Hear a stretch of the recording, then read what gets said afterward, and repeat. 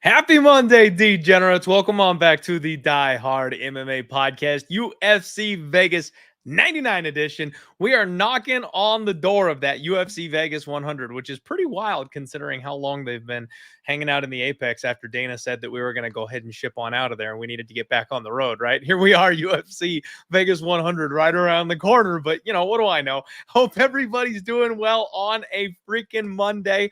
I am excited, as always, to be sitting here and talking fights and betting with you. Real quick, got to touch on last week. Obviously, not wearing the baby blues. I still cannot find the shirt. Still can't find a win to save. I'm getting close to taking off the bucket hat. Like, there's no money left. I can't wear it on my head until there's money. I don't know what the hell is going on. It's another one of those nights where, frankly, the reads are pretty damn good, but the results are just not there when it comes to betting. It's been a tough run for me this year, you guys. I am this close to repeating just my absolute nuclear worst year ever of my lifetime, and I'm doing it all right in front of you guys. It's been absolutely brutal. The whole night came down to a split decision. That's 2 events in a row, and you say what you want, up, down, good, bad, picking too many dogs. Like, you know, everyone always hits me with, you're betting too many underdogs. We are once again in what is essentially the same thing as the drought of 2022, where it's just favorites. I mean, even in the NFL, they pulled a UFC last week. And you guys see that? Every single favorite on the board came through. It's parlay players are just like, oh, it's easy. Like, well, of course it's easy when all the favorites win and you just don't have to think about it. That's kind of what we're dealing with here again, except of course the 2 favorites I decided to play where those underdogs came through this past week. That always hurts when that happens, right? I could have played any of the sketchy favorites on the board and decided to bet against only the 2 underdogs that came through on the entire card. But man, the split decision at UFC 307 where Jose Aldo got robbed, I would have been positive if that goes my way. Tatsuro Taira loses a split decision to Brandon Royval. And now, full transparency, I'm always going to be honest with you guys. I scored it 3-2 Royval, right? I thought it was 2-2 going into the third. Into the fifth. I gave the 5th round to Royval myself. So I scored Brandon Royval winning that fight. I really did. However, round 1 and round 3, they were competitive. And when you're looking at what the UFC wants to do, trying to get into those Asian markets, homegrown, undefeated prospect, I was like, if there's ever going to be a split decision that goes my way, it's going to be this one. Nope. I cannot catch a split decision bounce to save my ass right now. And it's killing me that every single event is coming down to needing to get a split decision right now. That's the thing I'm just most frustrated with. I thought Taira had the perfect style to take out Brandon Royval. And I had so many of you coming to me being like, we're Team Royval here. How are you not betting on Raw Dog? And you guys are right. In hindsight, that was just a terrible bet. Even if Tatsuro Taira had gotten the split decision win, laying minus 250 on him, that's just the wrong move from a betting perspective. And Royval was the right side. So props to anybody who was on that Brandon Royval side, because he went out there and he put on a damn fight. Tatsuro Taira, obvious, a very, very talented young fighter. He's going to be back, but just not quite ready for this step up in competition. Royval showed him the ropes, man. I'm happy for my guy Raw Dog, but it would have been sure nice for me to pull my head out of my ass. And it's just funny because every single one of these young hype prospects that everyone's just like, oh, it's so obvious, right? Like, it's so obvious. We're going to bet that guy. Easy results. Alex Pereira, like, of course he's going to win. Left hook from L. He's just going to knock everybody out. Like, I don't buy in on any of those guys. And then when I finally see one person that I do buy in on, like a Taira, that is like, you know what? I know I'm a Royval guy, but I don't care. I'm betting on Taira in this spot. he loses. It's like, damn it, dude. Like, I keep zigging when I should be zagging. It's really frustrating, you guys. Betting is hard. Betting is hard. For any of you who are in the comments or who are, hitting me up online that are talking shit, like, yes, I'm down bad this year. That's a fact. But just, you guys try it and post your results or track your progress. Talk to me in 3 years. Do it. Show me that you've got winning results for 3 straight years. I've done it for 6. And I just hit the negative again. So I've been like break even up until this point because of this massive slide I'm on right now for 2024. But until this point, I was positive. So talk to me. Do it for a couple of years, and then let's see how your tune changes. All right. Like, it has to be public so everyone can see what you're betting on. You're not allowed to delete anything. That's the hard part. When you make a bad pick, like a JP buys, and you got to wear that for the next 2 months because everybody gives you shit about it, even though the event ended months ago. It's not fun. It is not easy. Oh, welcome in the chat. Hope everybody's doing well tonight. We got Mushroom MMA. We got my guy Dream. Grateful Dude. We got Wu Kwas. How's it going? Marab's Disciple in the house. Aussie Fight Fan. What's going on? J Las V. Lucky Day. MMA. We've got Dylan in the house. Hope everybody is doing well. Blake, what's up? Thank you very much for being here, you guys. Everybody do me a favor, hit the like button. We've already got 200 of you live watching the show. This is the home of fight. Make sure you're checking us out. If you're not following us on all social media platforms, you absolutely should be. You don't know what you're missing. And you know what? Sharing the show out is the best way possible for you guys to help me out if you want to support the show. Besides, of course, hitting the like button and leaving a comment. So let's get into it, man. Ethan Hershey with the news of the day. Fuck the haters, bud. Absolutely, Ethan. I focus on you guys right here in my chat, the people who love and support me. That's what we're here for. Absolutely. But the thing is, Ethan, like, I'm not even like caught up on the haters. I hold myself to a higher standard. We did this shit 2 years ago, right? Like, I had the worst year betting of my life. It was the worst year of my life, period. I kind of talked to you guys about that, how I really feel like your emotional state, your mental health, all that kind of stuff, it plays into your betting results. Because if you're not seeing the board clearly, if you can't think straight on your day-to-day, you're not going to be able to gamble straight, right? And that's what happened to me in 2022. 2023, we got some good bounces for variance. The underdog started barking again. I was personally having a much better year just in life in general. And the results just skyrocketed up through the roof. And here in 2024, it's kind of the same thing as 2022. I'm kind of having, a rough year on a personal scale. And then on top of that, we're dry on the underdog. You guys know I'm a dog hunter, so I'm not going to catch as many stray dogs as usual in a year like this, where it's just a drought on the plus money side of things. But I'm also not seeing the board clearly. And that's on me. And that's the thing. Like, I will always take responsibility when I'm the one missing. And so, yes, fuck the haters. Absolutely. But I'm not sharp right now. And that's something I need to fix. I'm better than that. And I'm tired of posting L's. I'm tired of posting bad results. So it's not about the haters. It's about me. You know what I mean? Like, I've worked my ass off to get to this point, and I work hard every single damn day, whether it's to do research to bring you guys these breakdowns, whether it's to make memes from scratch so that I can just make you guys laugh a little bit online. Like, I work my ass off for this shit. And I work too hard to post the record that I'm posting here in 2024. So it's going to turn, and it especially hurts that I'm just getting kicked in the dick the last 2 events where split decisions is the reason that I'm in the negative. It just, seriously, 2 judges. That's all I needed to be okay for the last 2 weeks, and I'd feel a whole hell of a lot better. But, c'est la vie. We will break down UFC Vegas 99 for you right here on the show today. And I brought back one of your favorites, you guys, one of the OGs, one of the coolest guys in the business, and my fellow brother in hockey, none other than James Lynch. What's going on, James? How you doing, buddy? Clint, what's up, man? Good to talk to you again. Happy to be on here and talk things UFC Vegas 99, especially on Canadian Thanksgiving. So happy to be here and show my thanks by talking about fights. Hey, happy Thanksgiving to you and all our friends and family to the north, my guy. I was gonna shout you out for that. You guys, James is such a baller. I hit him up and I asked him to come on the pod because it's been way too long since we've had him on the show. And he said yes without even a heartbeat. I'm a moron American, so I had no idea that it was Canadian Thanksgiving when I asked you to come on the show, and he didn't miss a beat. So he's here on Canadian Thanksgiving, giving us our time, and he's absolutely one of the most knowledgeable people in the game, does interviews left and right, my favorite interviewer in the sport. So everybody make sure, if you're not, show James some love, support him online. This is the kind of stuff that he's doing for us. So big thank you to you, man, for breaking away from the family and the holiday to come talk fights with us instead.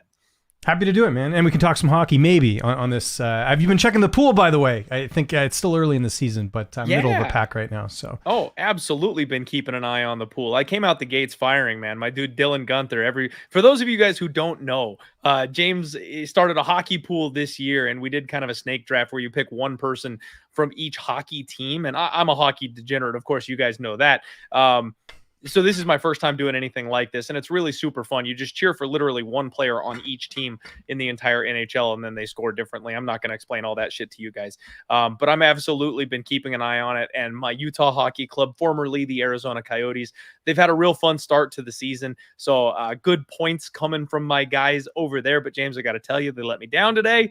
Didn't think about them coming off a big OT win versus the Rangers, and I bet on them today in what was just an obvious hindsight letdown spot. And there was no gas in the tank. There was no wind in the sails. They just weren't even on the ice today.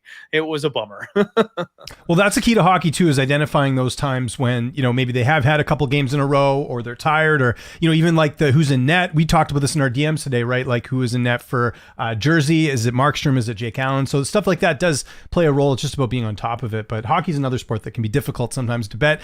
Look at the two top teams in the West. They haven't won a game yet. So, or two of the top teams, Edmonton and Vancouver. So absolutely. No, and absolutely. And you've turned me into a bit of a closet Vancouver Canucks fan. I keep watching them. You come into the closet Vancouver wise, man. They're a fun team. It's just they gotta get their stuff together, and they gotta get Demko back too. So absolutely love that guy. Shout out Big Marcel in the chat, man. One of the one and only resource for announcing fights, you guys. The one and only guy to go to when you need to know whether or not people are fighting each other.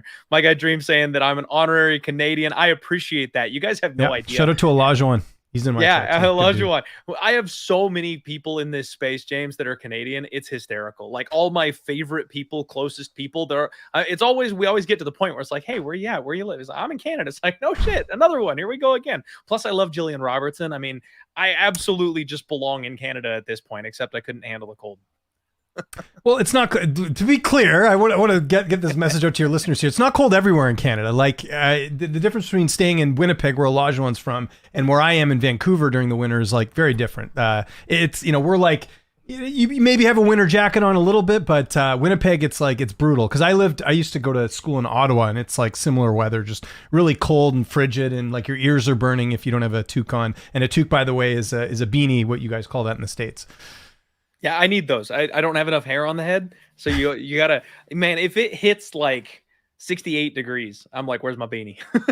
There you go. Yeah. I'm a wuss after living in Arizona. All right, guys, that's enough Canada talk for you, at least for now. We'll go ahead and get into these fights here for you guys. So again, thank you very much for being here. Make sure you hit the like button if you haven't already. Share this thing out if you're on social media, and let's get into it. First fight of the night, we got Robelis Despaigne, and he's taking on Austen Lane in what should be an absolute banger of a fight, James. I mean, you can't get Austen Lane in a fight and expect it to go anywhere near past the first round, right? This guy fights basically life and death for the first 3-4 minutes of the fight, and that's it. That's all we've ever seen from him. Like, I think a fight or two ago of his, I talked about how he's fast, he's athletic, he actually has a decent jab, and I'm like, man, if he could extend the fight, he would probably do okay. And he's just incapable of doing that. Like, I don't know if it's a space range type of thing. I don't know if it's between the ears. Like, I'm not sure what the deal is.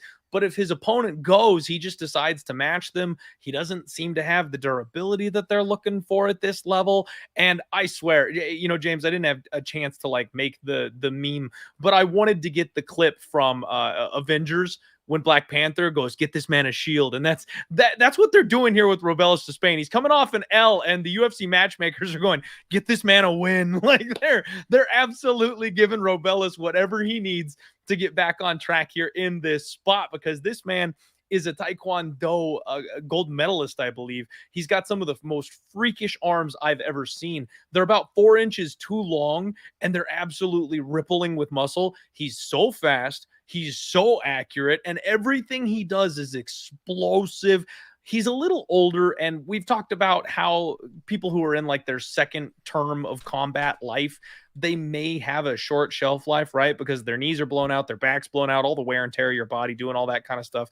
But at the lower level end of heavyweight, he's going to be so much more athletic than most of these guys are right out the gate. And he's got the experience to match guys that have a better record than him so far in MMA.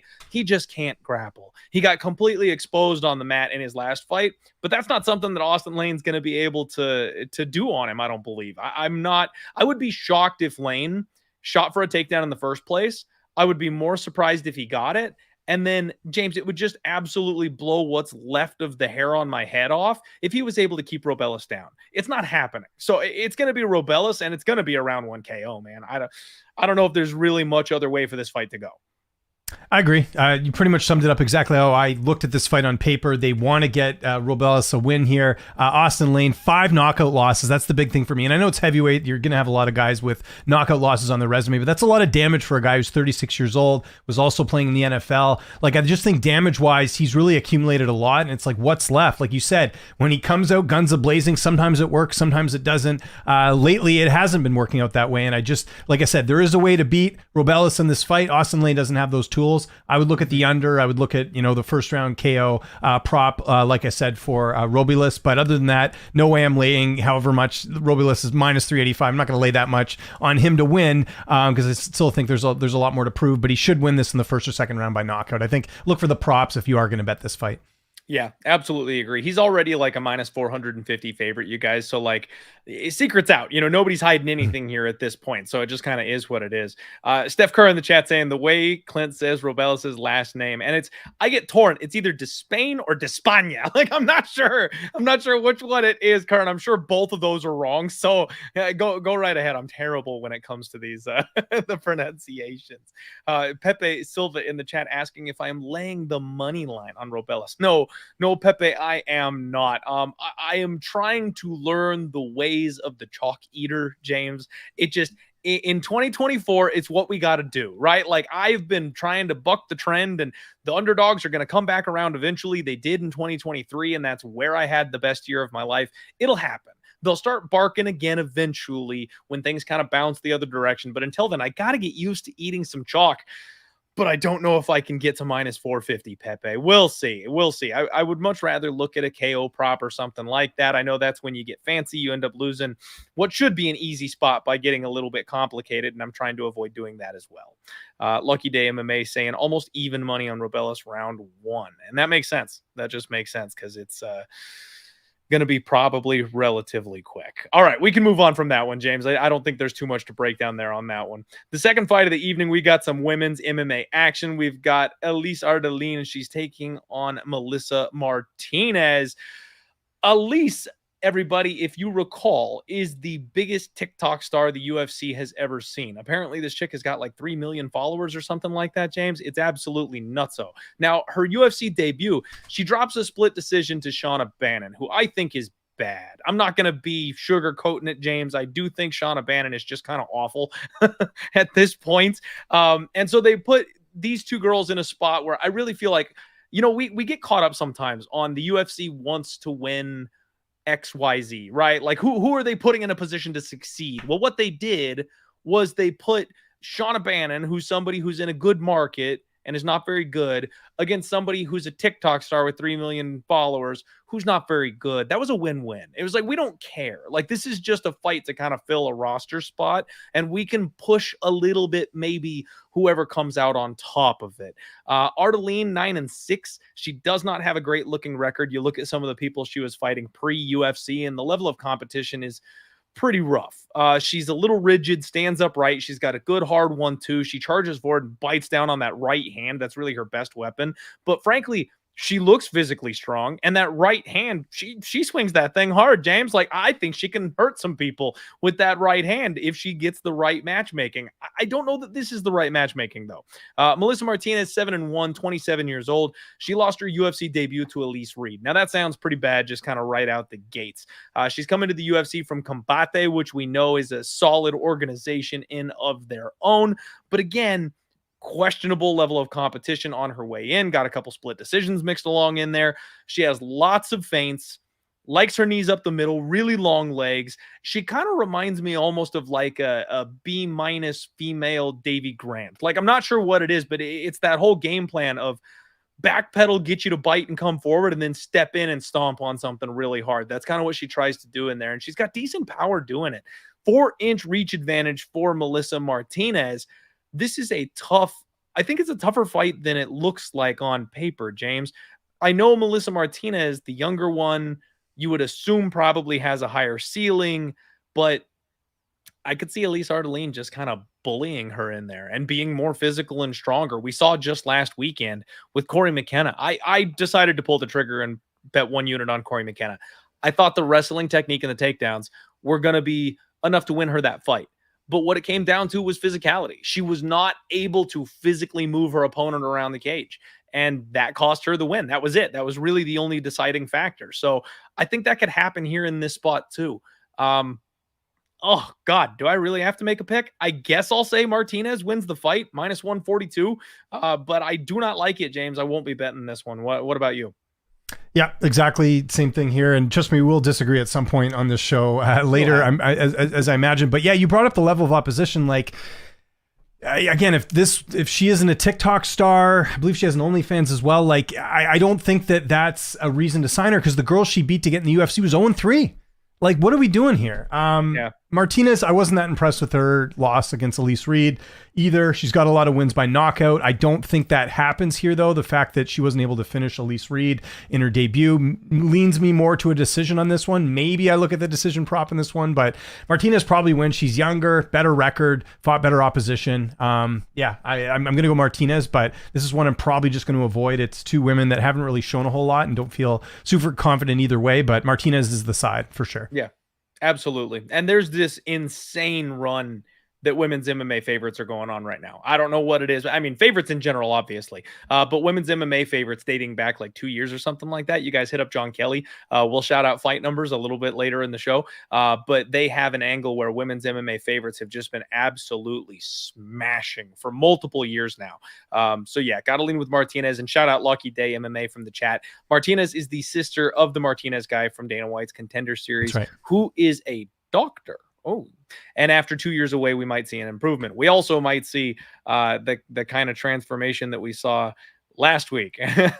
James, I talked about the physicality of Julia Pilastri. Her thighs looked about twice the size they were the last time we saw her on tape. Maybe she's got a good doctor, and maybe Martinez has a good doctor as well. Not saying much, but you guys picking up the drift. There's some stuff going on there.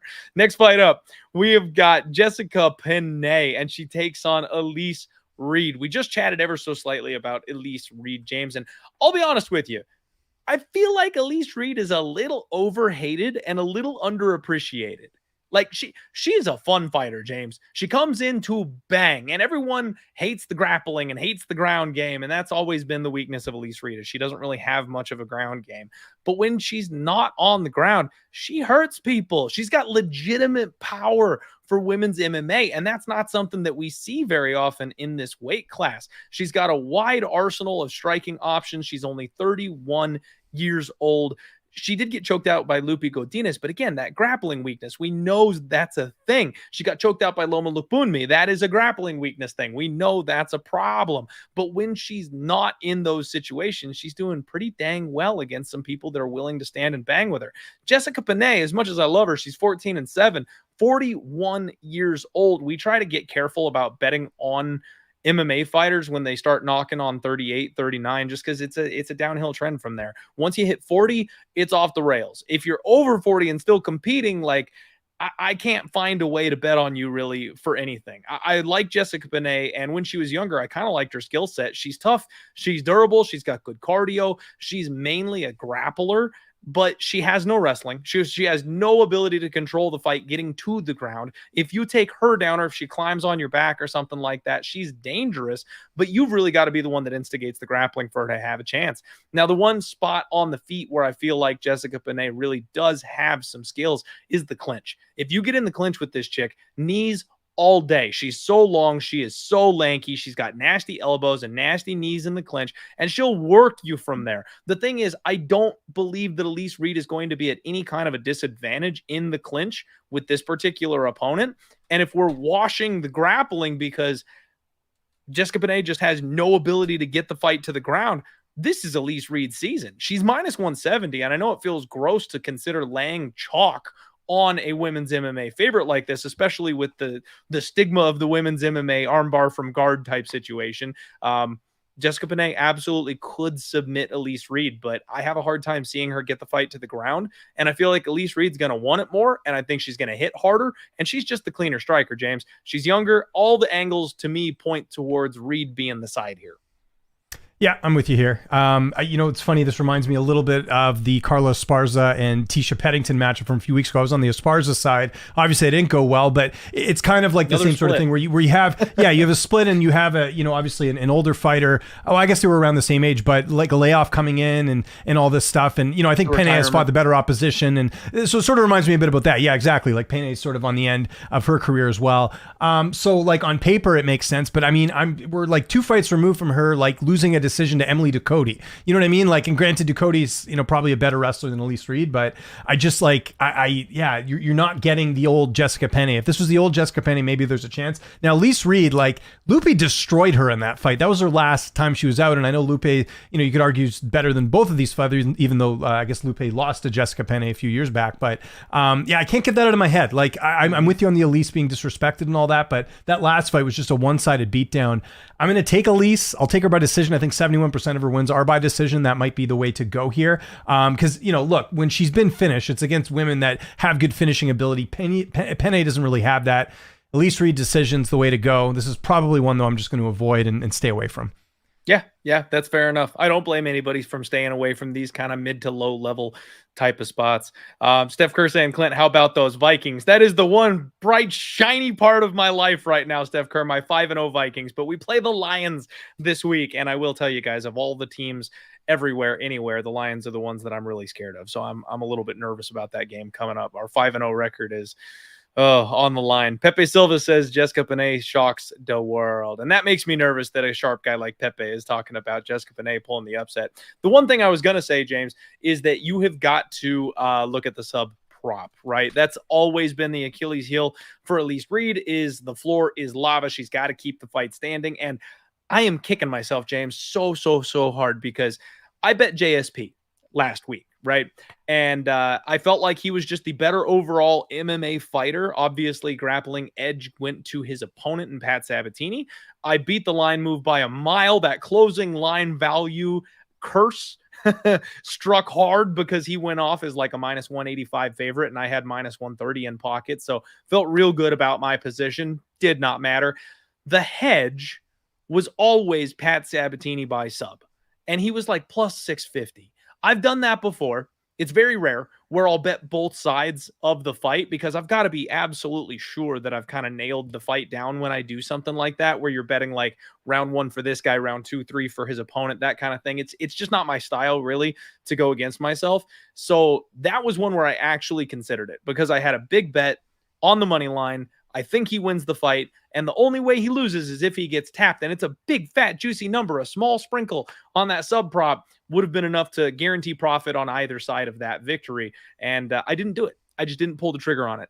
This is the kind of fight where you might be able to pull that off. I think you want to wait until those submission numbers come out because, like I mentioned, Penne, she is absolutely a beast on the ground, and she's training with her, best friend and longtime training partner, Angie Overkill Hill, who's had a big time career resurgence here towards the back half of her. Well, she got to MMA a little bit late. I don't want to say it's the back half of her career because technically she's young as far as the fight game goes, but also an older competitor. So you never know. You never know. Maybe she's got a new trick. Maybe Elise Reed just kind of slips up. There's always that chance. And if Penne is going to win, I think it's more submission than decision. Yep. Don't disagree with any of that. So, all right. Gotta love it. Moving on, we've got another WMMA fight here for you guys. Joselyne Edwards comes in as a big favorite over Tamires Vidal. And I got a bone to pick with Joselyne Edwards, James. I have a big bone to pick because I cannot get this girl right. I bet against her 2 times back to back. She wins robbery split decisions where they both should have gone the other way and cost me. And I go, you know what? She's one of these girls that just knows how to win, James. And when we're on betting, we're talking about cash. We want to win. You want to be on the person who knows how to win the split decision, not the person who knows how to lose the split decision. And so then I go, you know what? I'm going to go ahead and instead of trying to continue fading this girl, I'm going to bet on her. What happens? She rattles off 2 losses in a row. So she's 2-2 in her last 4, and I'm 0-4 in her last 4. I cannot get Joselyne Edwards right. She seems to be well-rounded enough, not great anywhere, but decent enough everywhere. She's got good striking. I like her pace. Her cardio's good, but she's not great when it comes to the power. I feel like she gets out physicaled quite a lot in a lot of her fights. She's just not that.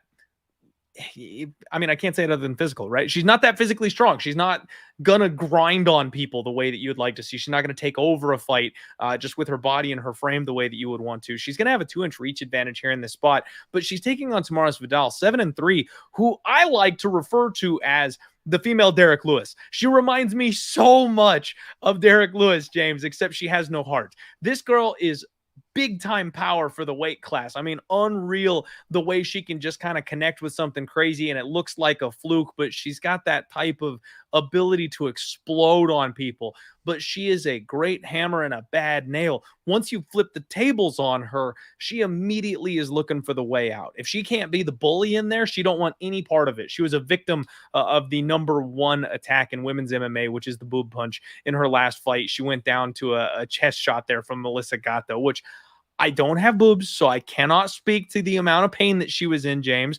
But you got to think with the punches and knees flying, that other women take those types of shots and keep going. She found her opportunity to go ahead and get out of the cage when that happened.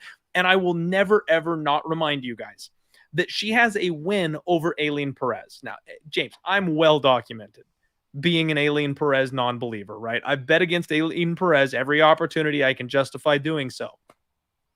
This girl was getting her ass whooped by Aileen Perez. And Aileen Perez has turned out to be a UFC level fighter. When she was not having things go her way against Aileen Perez in the 3rd round of their fight, the regional video, it's on YouTube. It's one of the most hysterical things I've ever seen. It's her pulling an Aljo to like the 10th degree. She takes an illegal shot. She looks up. She looks over at her corner. You can't see the corner, but you can tell that she like registers what her corner says, and then she goes. It's like it's the most delayed, most excessive flop I have ever seen, and it seriously is like, I'm good. I got hit. What's going on? I see you. Oh, I need to lay down. And then she falls over. She gets a DQ victory over Aileen Perez, who is just in tears because she should have won the fight, obviously. This girl is someone you cannot trust. But I'm not going to be caught dead laying -250 on Joselyne Edwards. I don't know how you could ever make an argument that Joselyne Edwards should be -250 over freaking anybody, James. I want to see the numbers. I want to see the numbers because a freak Tamires Vidal flying knee KO, I don't think is out of the question here. And that number, because of the perception of what she's been doing lately, is probably pretty stupid at this point. Yeah, I mean, God, you know what? I'm gonna pick Tamires Vidal for the upset. I talked about Joselyne Edwards not being physical enough. This is probably wrong, and I don't think I'm betting it, James, because I can't. I just can't. But I'm gonna pick the dog here. I will say Tamires Vidal in some way, shape, or form finds the way to upset Joselyne Edwards here. I'm going the other way here. I like Edwards. She hasn't been finished. All of her fights have gone the decision. To me, it's kind of obvious Edwards' decision in this spot. She's going to have a little height and reach advantage. You're right. They both fought Aileen Perez. Edwards fought her in her last fight. Perez is actually pretty good in the weight class. I mean, she lost, but I don't think it was one of those fights where I felt like she was in danger of getting finished. And I don't think Vidal, outside of that win over Ramona Pascal, which I did bet the knockout prop in that one a few years back, and it ended up working out. But then I bet it again, and it didn't come to fruition against Ji-Yoon Kim. Sorry, not Ji-Yoon Kim. Who did she she fight? I was looking at, let me just look at the record here to remember who she fought. I was looking at the different records. It was Rendon. That's who I was thinking of. Rendon, that fight that she ended up not getting the finish in that one. So yeah, I think Vidal is like always looking for that big shot that doesn't come. And in the case of her last fight, she ends up getting finished. So I'm going Edwards' decision here to get it done. I would not recommend betting Vidal by knockout, but you never know. I can't see with who Edwards has fought, like her not, like every single one of her fights has gone the distance. I just don't think this is the fight where, she's going to get finished. So I'm going to go the other way here. Yeah. Okay. Fair enough. And I'm just, honestly, James, I'm throwing a noodle at the wall on this one. For sure, but I'm just looking out for you because you mentioned the record last week, and I'm just saying this is the type of spot where you don't need to bet Vidal or take her. I know you said you weren't, but I'm just saying that in general. Like, I don't think the finish is going to come. Maybe it does. Maybe I'm wrong. Things can happen in fights, but this is one where I could just see Edwards' decision like she usually does. So we'll see. Absolutely. That's probably the correct outcome, right? I will see what the KO prop looks like, and if I want to, take a little piece of that or something like that. But the main thing I'm looking for, James, is if Tamires Vidal rocks up with abs. She's always been like a little pudgy, and you know what I mean? And that's where, again, the comparison to Derek Lewis, no disrespect, but she's always had like that soft middle, right? She's not cutting weight. She's always a little oversized, and the gas tank runs dry a little too quickly, and that's because of the way that she is and the way that she looks, and she probably doesn't take her training all that serious. And if she shows up with a new doctor and she's got some abs and that flab around her gut isn't as flabby as it was before, and it's a little tighter on this one, like I will fade Joselyne Edwards at the right price tag, but I got to see that she's been taking her camp seriously, or maybe got a new doctor before I'm absolutely willing to do that. We see it all the time with Brazilian women's MMA, James. They look like absolute ass, and then they show up on fight day and they look like Edson Barboza, and it's like, what happened? If that transformation happens with Tamires Vidal, we're taking her to the bank. For sure. Okay, fair enough. All right, guys. Next up, Brad Katona takes on Gene Matsumoto. Brad Katona.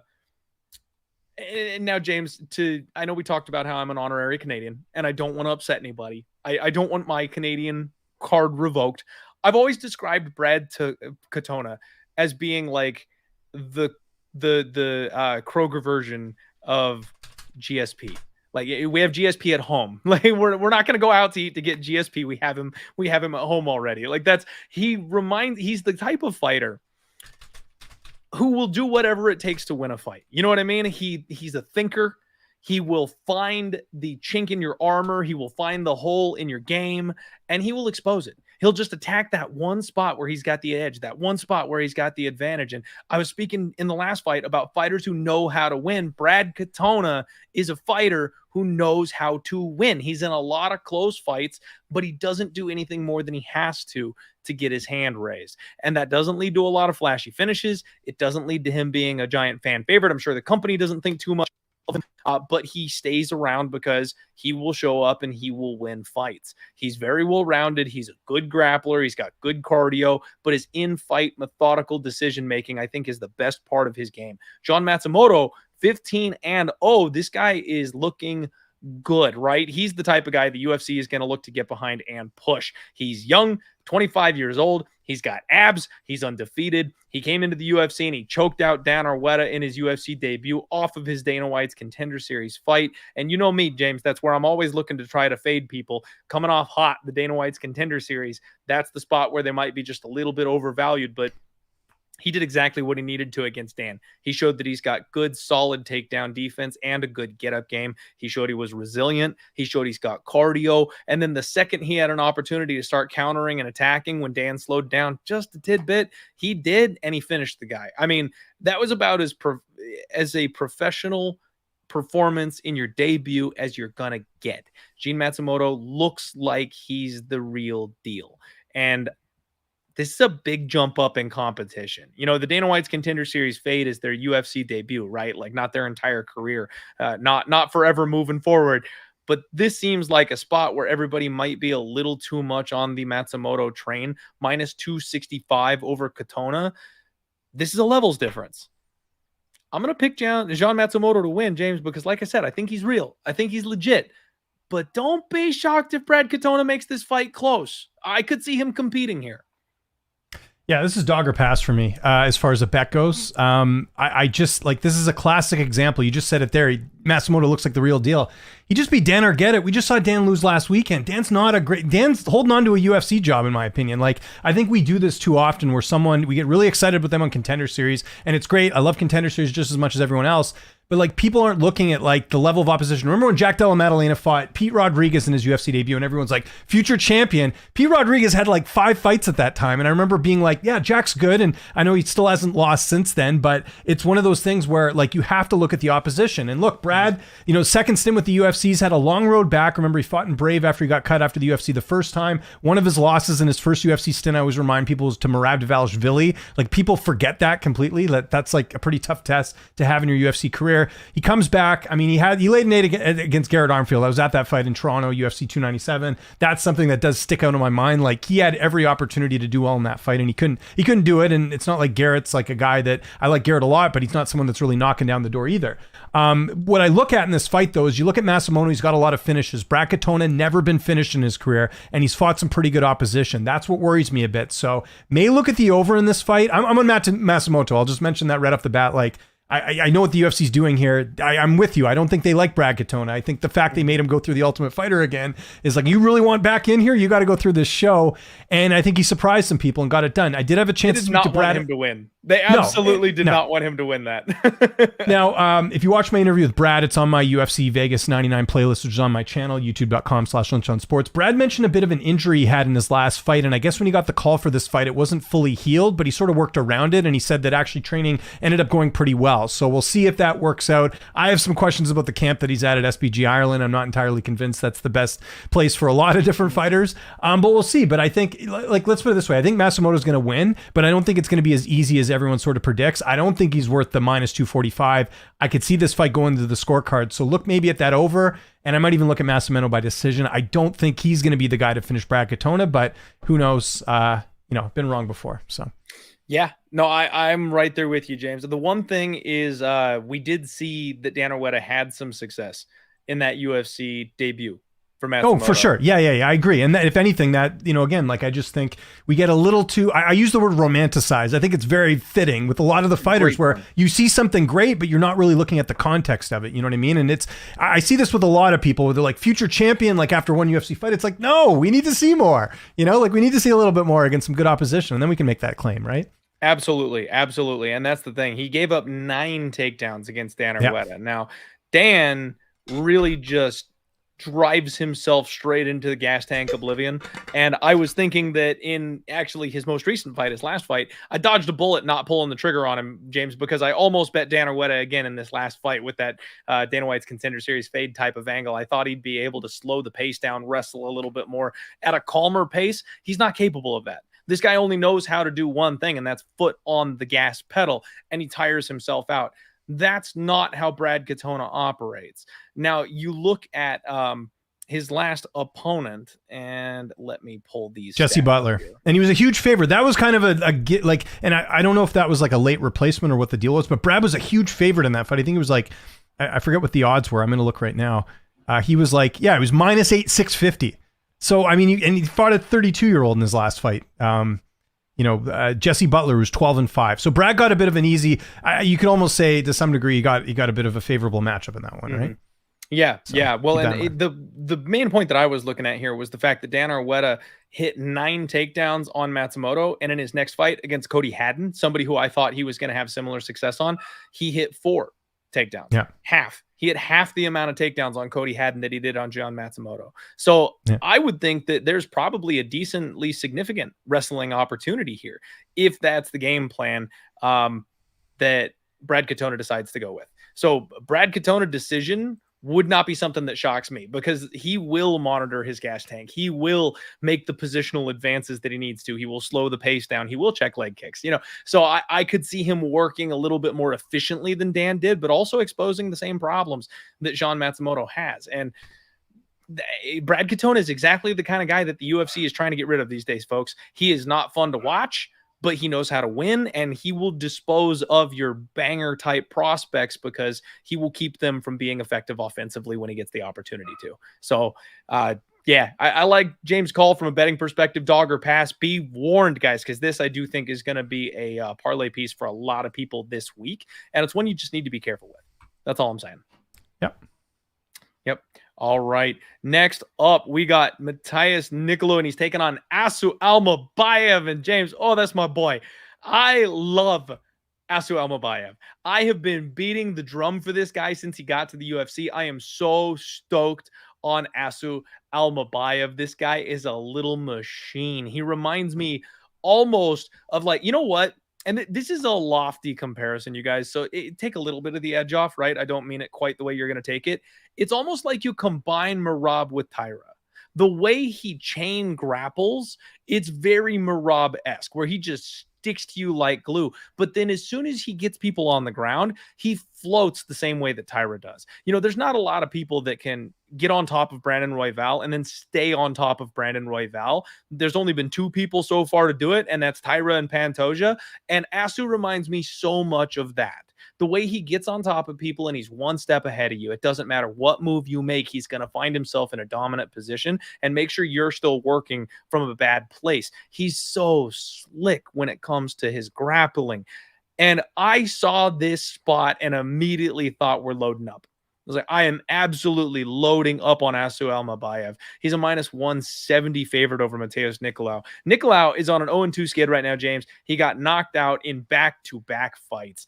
And it's kind of a huge fall from grace for him because he came to the UFC and he was on a 4-fight win streak. Now, I thought Manel Kopp probably should have gotten the nod when he fought in his UFC debut. But since then, it's been Tim Elliott, David Dvorak, Matt Schnell. Like, it's a good run of guys that he's been on to get himself into the contender circle. You can't really deny how good this guy is. He's got solid BJJ. He's a good striker. He hits hard.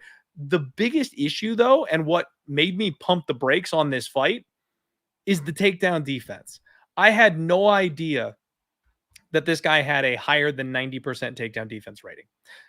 It is very difficult to take down Matheus Nicolau. And that's why you end up with a lot of people striking with the guy. He does not have a great chin, James. And I cashed in on both Brandon Royval and Alex Perez because of those chin concerns. But those guys can throw heat. My boy Asu Almabayev is not the slickest striker you've ever seen in your life, James. I'm watching back this guy, and I'm like, oh no. Like, the way he charges in, chin up, wing and hands, like, he is very sloppy on the feet. It is apparent that his striking is not at the level of his grappling. And the striking is really just a vessel to get the grappling going. Now, once he sticks to a guy like Nicolau, can he get the grappling going? Maybe. But guys, I went back and I looked at where that 93% takedown defense rating came from. Tim Elliott went 1 of 10. 1 out of 10. And it wasn't, I believe, I think David Dvorak went 0 of 2. And then it wasn't until before he got cut by the UFC, like back when he fought like Luis Smolka in 2017, that people were trying to take him down. None of these guys on his current run were even trying to grapple him. So there's a big question mark for me on, is that 90% takedown defense rating legitimate or is it not? Because I can't count on Asu Almabayev to knock this guy out standing. And if he's able to defend a couple of takedowns, I think Nicolau is going to have one-way traffic. We'll see how this fight goes, James. I was going to absolutely hammer on my guy Asu Almabayev because I've been doing nothing but bet on him since he got to the UFC. But we've finally hit a spot where I need to hesitate just a minute and kind of see how this plays out. This is a big step up in competition. I'm going to pick Asu Almabayev to go ahead and find a way to win, but I don't think I can bet him this weekend. I'm going the other way here. I like Nicolau. Now, hear me out. There you go. Because I know there's a lot of people being like, oh, he's lost 2 in a row. So you have to go all the way back to 2021, the last time Asu had a knockout win. And that's been the kryptonite of Nicolau. If he faces guys that have knockout power like Perez, he lost the fight before that, I think was Royval, although Royval not really known for, his knockouts, so to speak. But that's sort of the kryptonite there. Now, I had a chance to speak to Matheus ahead of this fight. He moved from Brazil. He's in California right now training. He's actually training with Alex Perez and a number of other fighters doing some cross-training over there. So he's at Oyama's. He's with his jiu-jitsu coach as well. So he's really taking this serious because I think he knows this is it. You remember, this is his second stint with the UFC. He got cut and then he got brought back again. So he really has to go out there and perform. A third loss could undoubtedly mean that he's gone from the promotion. So that was a really encouraging thing to hear. And you mentioned the opposition. Like, look who he's lost to. Like Alex Perez, top flyweight. Brandon Royval just put on one of the fights of the year on the weekend. Looked great against Tyra, right? Like, we're talking about a guy who should be fighting for the title next potentially, or Elise is like knocking at the door again. I just think this is a classic case of a guy that has performed very well doing one particular thing, which is submitting his opponents, against a guy, Nicolau, who you've seen. I think there's some chin issues, but he doesn't have to worry about that in this fight. Not to say that Asu can't knock him out, but that's not really what he's known for. And I just think that Nicolau is going to be able to keep this fight the way he wants it. I think on the ground he's going to be fine, and I think he does what he normally does and win a decision here. I'm going Matheus Nicolau for the dog pick and for the upset. Might even look at Nicolau by decision. I'm liking that prop there too. But yeah, I think this is just a great case of people not looking at the style matchup. Like, again, if Asu had more knockouts, I'd be more inclined to take him by knockout and say, okay, that's an easy win for him or whatever. But that's not the case here. Like I said, you have to go all the way back to when he fought in Brave the last time he had a knockout win. So I'm going Nicolau for the upset. I really don't hate it, James. The problem for me is that, last week I talked about how I swapped Royval for Tyra, right? Royval's my guy. Getting a plus 250 price tag on Royval should have just been an instant click for me. But I felt like he had a bad matchup and he finally met his match. Nope, my guy that I was high on won the fight, and it would have been an easy cash. I don't want to make the same mistake twice. Asu Almabayev is my guy. I think this guy has a high ceiling. I believe he's from Kazakhstan, and he's one of Shavkat's boys, right? Like, I think there's a lot of upside for this kid, and especially with the chin issues for Nicolau, I don't want to just kind of go, I've seen he's a little wild. I've seen he's a little sloppy. Throw that out the window. And then maybe he's better on the feet than I'm giving him credit for. We just haven't had a chance to see it yet. I don't know. And the fact that we talked about the wrestling takedown defense numbers and things like that for Nicolau, he seems like he's tough to take down, but maybe Asu Almabayev has got too much wrestling offense for him, because really nobody's gone that hard in the wrestling game since Tim Elliott. Maybe it works this time around. I'm going to go ahead and just take a pump the brakes on this one. Stick with my guy. I can't bet against my guy and lose money on it a second time in a row, but I respect the dog shot. Absolutely understand why you are looking at it that way.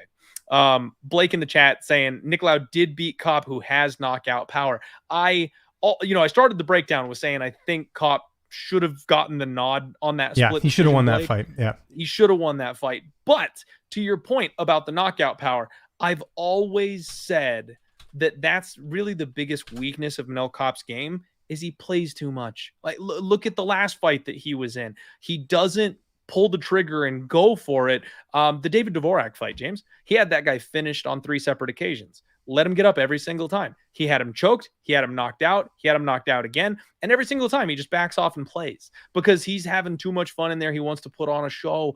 And it's something that he does over and over and over again. He came into that fight being the next big thing.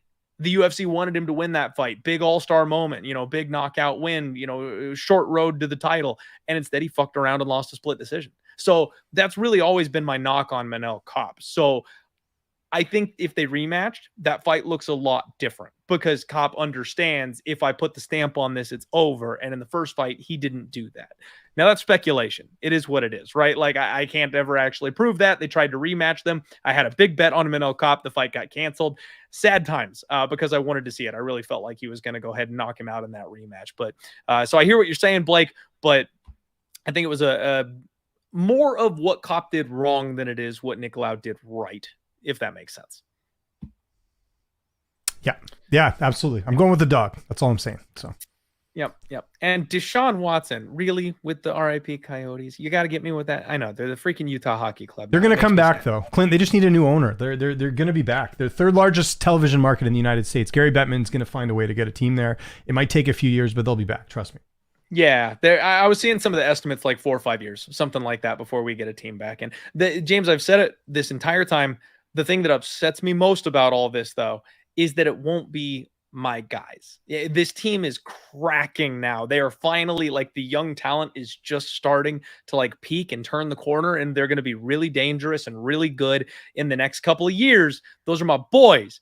And when they do a new Arizona Coyotes, it won't be those same guys. And so that's the part that I'm like, damn it. Like I'm going to have to get attached to a whole new group of people and they might suck. So I don't know. Yeah, I don't know if I'm going to like the new Coyotes.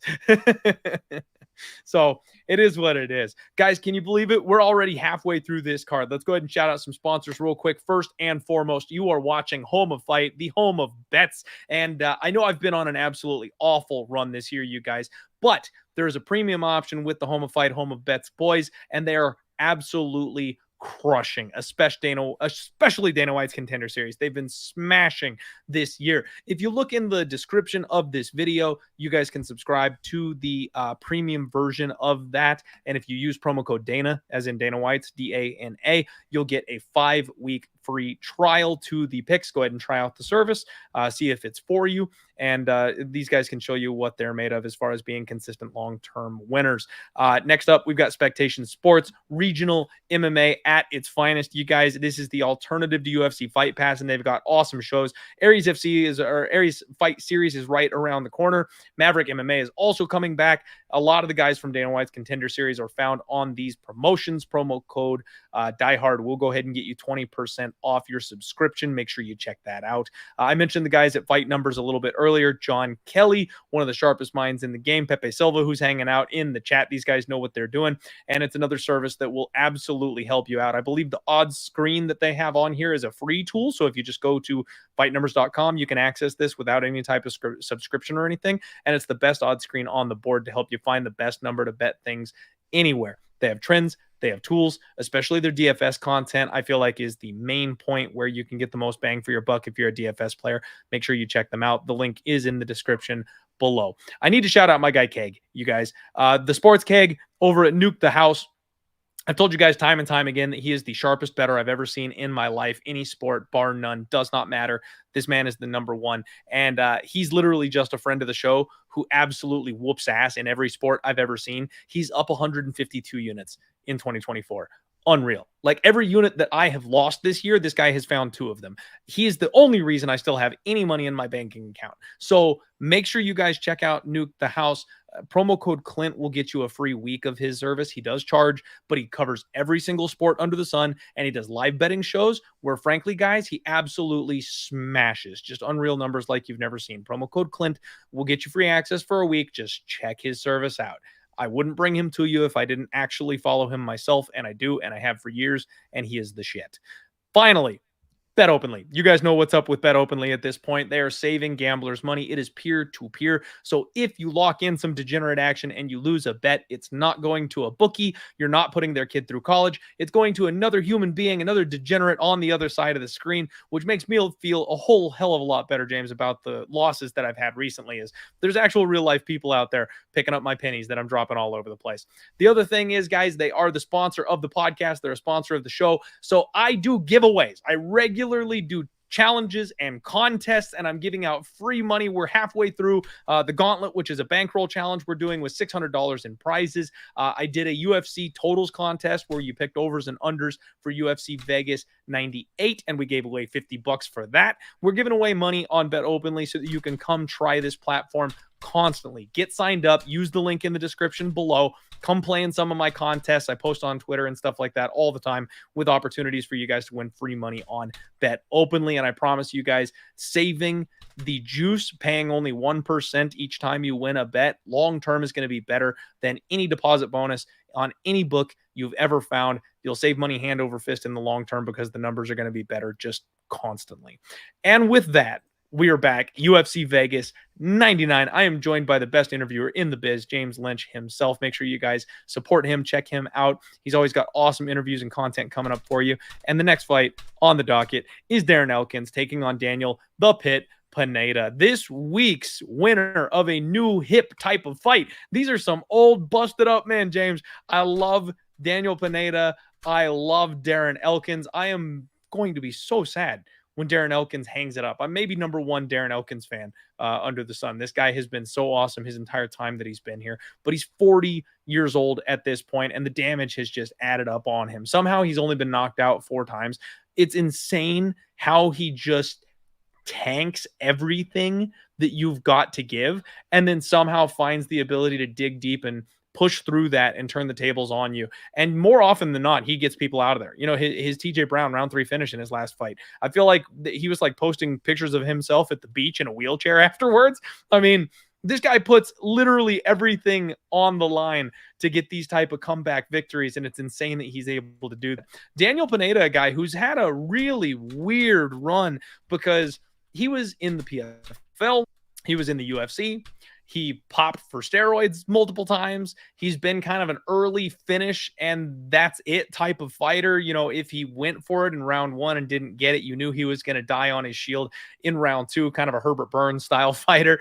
He's extremely dangerous early, big time grappler, serious jiu-jitsu, nasty chokes, tight squeeze. This guy can go forever in round 1. He drives himself out of gas though doing that. But recently, James, I don't know if he got a new doctor or if he's just changing his style now that he's getting a little closer to 40. He's 39, but he went to decision with Alex Caceres and Nathaniel Wood. There were multiple times in the Nathaniel Wood fight that I thought he was done. I had Nathaniel Wood inside the distance, or I did round 2, round 3. I can't remember which one I did, but I had former fashion of Nathaniel Wood getting a finish in that fight. And it was maddening because Nathaniel Wood, just one of the fighters that I can't stand from a betting perspective because he never does what I think he's going to do. Would not pull the trigger to get the finish on that fight. He could have, it was there, and he just didn't do it. So I still think Daniel Pineda can be had in the later rounds, especially once you make him tire. Darren Elkins is exactly the kind of guy that can drag this guy deep, survive some of those grappling exchanges, and then finish him. The problem is if he eats a huge hook in round 1, he's in trouble.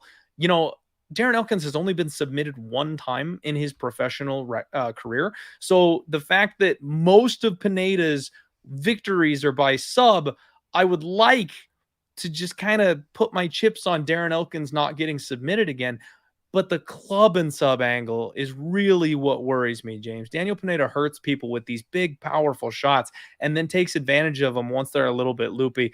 And Darren Elkins, you can see the armor just kind of chipping away at this poor guy. He is running out of that durability. Each time he steps in there, he leaves a little piece of himself. I got to go with Darren Elkins. One last ride with the old dog. He's a slight underdog in this spot, but I got to rely on the durability and the cardio and the experience and his ability to drag it deep. If he survives round 1, he wins the fight, but you just got to clench your butt cheeks to get through that first round, James. I'm going one last time with the damage, Darren Elkins. Yeah, I can't do it. I'm going the other way here. Going with Pineda. Did have a chance to speak to Pineda. Now, something interesting I don't know if people are aware of. Pineda told me if he loses this fight, he's done. He's retiring. So, you know, that could be good. That could be bad. Maybe he's already starting to think about what's next. He basically told me it's like he's happy to fight Elkins. Like he loves the matchup, like fight of the night. Obviously, like who wouldn't want to fight Darren Elkins? But he feels like at this stage in his career, if he loses to a Darren Elkins, then there's no point in moving on. So take that for what it's worth. Again, if he wins, I'm not saying he's going to retire, but he basically told me if he loses that he's going to retire if he gets finished by Elkins. And you know, look, you got to look at who they've last fought. You know, Elkins coming off the win over TJ Brown, who's not in the UFC anymore, lost to Jonathan Pierce, beat Tristan Connolly, who's not in the UFC, beat Derek Minner, who's not in the UFC. Like, I think with Pineda, at least the guys he's losing to are mainstays. You know, Caceres has been ranked before. Nathaniel Wood, there's been a lot of promise. Like, and he's not getting finished in these fights either. I think Pineda's got a little bit more upside. He's a little bit younger too. I agree with you though. Like if Pineda can't finish him, things will get kind of dicey if it goes to the scorecards. But with that said, I think Pineda should get this done. And again, you put that extra pressure on yourself saying, if I lose, I'm going to retire. I think he rises to the occasion. I think Pineda gets it done. I think he gets a decision. I know that's crazy because, you know, typically he does finish, but I could see Elkins holding on for dear life and the judge is just, you know, scoring those power shots and his face is all bloodied up. Like, you know, the old Doom video game where you're like at like 60% or something and your face is all, you know, mashed up. I could see that happening again. So I'm going Daniel Pineda to get it done. Okay. All right. Well, we got some disagreement here on this one, James. This is pretty dang close to a coin flip, but I see a plus, and that'll get us to the window. Darren Elkins is going to be my Link Memorial Dog of the Week. You guys, I've swung and missed like the last 3-4 fights. I need to get one. I need to get one right. It's not much plus money, but any plus money will do. This is the wrong year, James, to honor my boy Link with the Dog of the Week. Obviously, he was still with us in 2023, so I couldn't do it then, but I'd have made my boy proud if I had done the Link Memorial Dog of the Week last year. Dogs are few and far between this year, so they're a little tougher to come by here from my boy. But I will say Darren Elkins survives that early onslaught. And you and I it's funny because you and I are interpreting this on exact opposite sides of this, because when he says, if I lose, I'm retiring, I'm going, you're ready to hang it up, boy. Like, that's, for me, all I hear is the R word. You're like, you know what? This is it. Like, you're fighting an aged, withered veteran who never got out of the middle of the pack, and that's the one who's going to be the nail in the coffin for you if you can't get by him. Like, you're already thinking about it. You're already done, as far as I'm concerned. But I look at it a different way, though, because like I he's know. that, like he feels as though if he he's so confident he's going to win this fight that like he shouldn't be losing to a Darren Elkins. That's how I look at it. So we'll I see. need to hear the inflection. I'm gonna have to go listen to the interview, because if it's on my channel. Because if it's like, oh boy, if I lose to Elkins, we got to hang this up. Like, you know what I mean? If it's like a dismissive type of thing, that would inspire a little bit of confidence. But if it's like, oh man, I don't know. Like if I lose this one, I'm done. You know, there's the inflection is going to make a lot of a difference for me. They're interpreting how that goes. Yep, I agree. All right. Okay, guys. Next fight up, we have got Brady Hiestand, and he's taking on Jake Hadley, White Kong himself. This is a tough fight here, James. I have had good success on both of these men. Jake Hadley recently just saved his job, 28 years old. He was on a 2-fight skid after being the guy that Dana White wasn't quite so sure about. You know, that's always a position you never want to be in. You know, his whole thing off Dana White's Contender Series, Dana was like, I don't know about this kid. You know, everybody's telling me he's a pain in the ass. Everybody's telling me he's hard to deal with. I'm going to give him a shot, but you know, he's going to have to prove it to me. And then he starts losing, right? He's losing fights that in theory he probably should win. And that's a recipe for disaster if you're trying to hang around when everybody's already got such a poor opinion of you. Well, he gets on track with a short notice fight up a weight class where he just does everything perfect. And it sounds like he's going to hang around at 135. I find this extremely interesting, James, because he was killing himself to make 125 pounds. He's one of these guys that was really sucking himself down to drop a weight class. Now, Colin Loughran, he's known for being, you know, a wrecking ball. He's tough. He's durable. He comes forward. He's got power. He can wrestle a little bit, but it's mostly muscle. It's not technique, right? So Hadley was able to kind of stick and move, use his jab, outwork the guy. He was able to defend some of the wrestling when he needed to. The cardio looked really good, and that was enough to get by Colin Loughran. Brady Hiestand is a different story. Brady's 25 years old. He's 8-2. Now, he has been knocked out once. You got to wonder a little bit about his situation there. And in his fight with Garrett Armfield, he took an absolute beating from Garrett Armfield. He pulled off the upset. I hit a big submission prop on him in that fight. It was probably, you know what, James, one of the best cashes I've had in recent memory, and it was months ago. But this guy comes forward nonstop. He knows only one direction, and that's forward. And then he looks to mix in the grappling and the takedowns. He will be your punching bag and waits until you tire out, and then he gets on top of you. And this guy just does not know how to quit. He's got heart for days. And I think this is, and I don't want to say Jake Hadley has no heart, but it's like a heart versus no heart type of situation, right? Like Brady Hiestand's heart beats so loud, I can hear it from here. Whereas Jake Hadley seems like he will kind of fold a little bit if you give him the business. I think back to the fight with Cody Durden, where, you know what, he did go for that last minute Hail Mary submission. I had him by submission that night. I really would have loved it if he had gotten that arm bar at the last second. But that was it. You know, then he was content to just kind of lay on his back because it was over for him at that point. Brady's going to put him in that exact type of situation. Brady's going to put him on his ass. Brady's a far better wrestler than Colin Loughran is. And even though he walks face first into punches, which it could be a problem, I think he's got enough to kind of hang around and survive those types of spots. I'm going to pick Brady Hiestand here to go ahead and get the win in this spot as the natural 135er. I don't think the takedown defense and get-up game is going to hold up quite as well against this level of an opponent. Yeah, I am on the Hiestand side as well. I was very impressed with what he was able to do against Garrett Armfield and finish Garrett. Like, again, I know it wasn't looking so good early on, but he ended up coming back. By the way, that knockout loss you're referencing was against Chad and Helliger. I know that fight quite well because I did commentary for that fight. That was in British Columbia where I live. And the story of that fight basically was Brady was winning that fight and he gassed out, and then Helliger with his cardio sort of took over and got it done. And it's kind of interesting because both guys are still in the UFC, well, especially in Helliger, who's getting up there in age, and that was like one of those fights that you didn't know where they'd end up, at that point. But yeah, Brady was definitely winning that fight before Chad finished him in that one. So just quick little clarification on that. Outside of the one fight with Ricky Turcios, like Brady's looked pretty solid overall. Like you said, the last fight, maybe a little bit dicier, but I like the fact that he's been doing a bit of cross training at Syndicate as well, getting to work with Marab and those guys. So I think that certainly leveled his game up a little bit. But I just think if you're kind of doing a bet right now on who the better prospect is, I think it's Brady. Not to mention the fact, Hadley was in a different weight class. I know they're like the same size and height and all that stuff, but you got to imagine that Brady's got to be a little bit stronger because he's been in there with 35ers most of his career. I'm always a little weary of guys moving up and then just filling into the weight class. Like, I don't know if Jake's there yet, so to speak, and I don't know if he's going to have the same success he did at 125 as he will at 135. So I'm going Brady to get it done. Does he finish? I think that's the big question.